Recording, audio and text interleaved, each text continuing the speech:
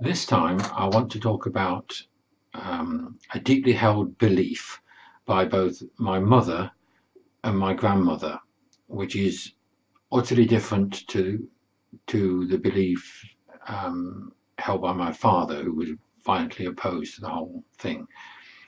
It can be described as one in, one out, and it caused great problems at the time of pregnancies. When my mother was pregnant with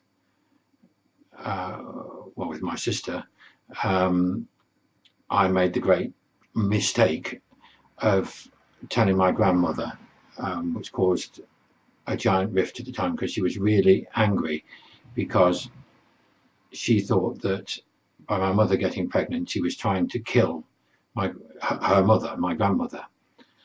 And it was a very similar situation when my sister became pregnant, that my mother seemed to take a similar attitude, that her daughter was trying to kill her by becoming pregnant. Now, this sounds, I know, utterly and totally ridiculous, but before this happened, my grandmother had just mentioned the one in, one out in connection with babies to me in one of the things she was talking about when I used to go there for lunch, or it may have been when Uncle Ron was there, which was of a Sunday morning usually. Now, I asked her what she meant, and she just said that if you want to know about those sort of things, you should go and talk to her, Aunty Mary, who lived across the road with my great uncle Alfie. So one day I did go over there and to ask her, and was immediately met with Uncle Alfie, who he's the one that gave me some old music books, talking to me about, he said he knew that I'd had piano lessons, and he wanted to talk to me about the English Folk Song and Dance Society, and how good they were for the fact they were recording our old traditions, but complaining that they made them acceptable to modern day. By modern day I mean 1950s. It's probably about 1959, I'd guess, 58, 59 I'm talking about. That it had, that they were sort of taking out the swear words and generally making them, amending them.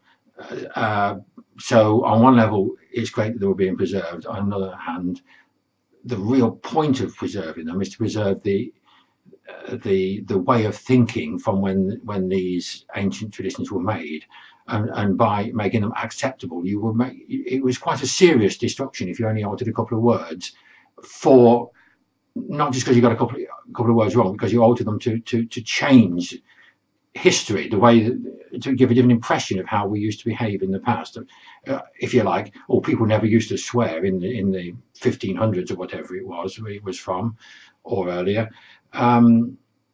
Anyway, so after a long period of this, I had to come back to the subject that I'd gone over specifically to ask, which was what's behind one in, one out. And she explained to me, I think she must have spoken about the wyrd. To be honest, I can't actually remember that that's the word she used, but I do remember thinking that it was weird. And well, with sort of more recent research, it fits. What she explained to me was that we're all connected through a web, which gives you certain possibilities, that you can do this, and you can do that, but you can't do something else.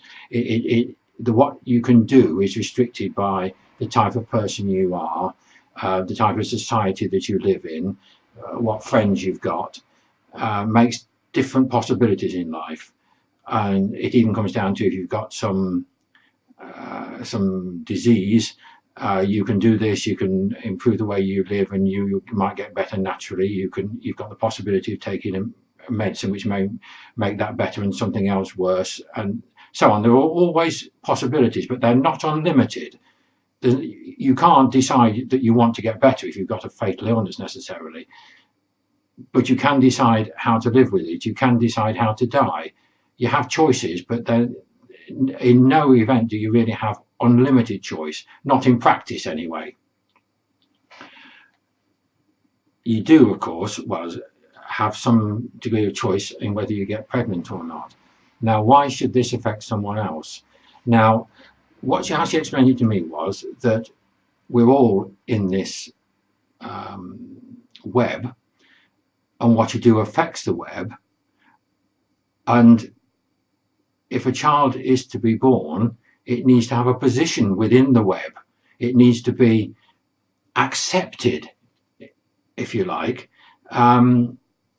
Now, the web, you would be told now, is it's controlled by all or one of the norns. That's an add-on. This is not what my great auntie told me. She told me that if you like, it's a bit like fate. Then is another way of putting it, I suppose. That you have to be brought into this web, even when you're in the womb, and because it's an ancestor-based religion. Your parents, your grandparents, and their ancestors, and even the dead people, are all affected by the fact that you got pregnant, and you need to fit this in.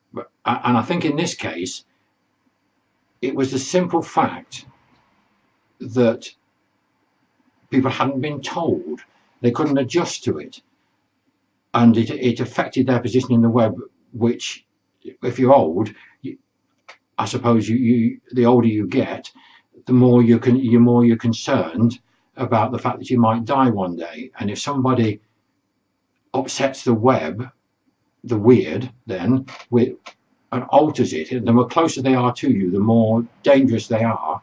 That if they do something without at least telling you, you can't adjust to this, and this can result in your death. So on that thought, I don't want anybody to think that I'm saying this is correct, or that it's necessarily very widely believed, but I want to try and explain, put a background to some of the events I'm going to tell you later that happened in our family to do with pregnancies. I'll make one other little point while I'm talking about this, and that is miscarriages and stillbirths, a thing that's often not talked about very much. They have an effect within the wyrd, within this web, and there's a great tendency for the Christian religion and modern society to not mention it, to put it to one side. But these are, even a miscarriage, it's still a person that's been created. It still has an effect on people around them, and should be recognized as such. I find it very difficult to explain this. I don't want to sort of upset anyone, because I'm trying to explain what I've been told, without trying to sound as though I'm saying this. But the belief that Auntie Mary gave me was that stillbirths and even 3-month miscarriages, they certainly were quite a common event, and they are important just to recognise that they happened. I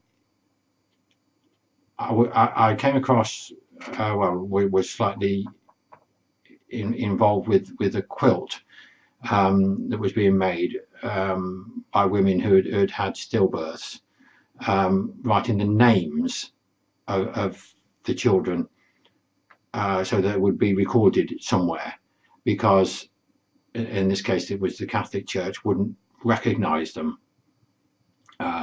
They couldn't be named. And this is important.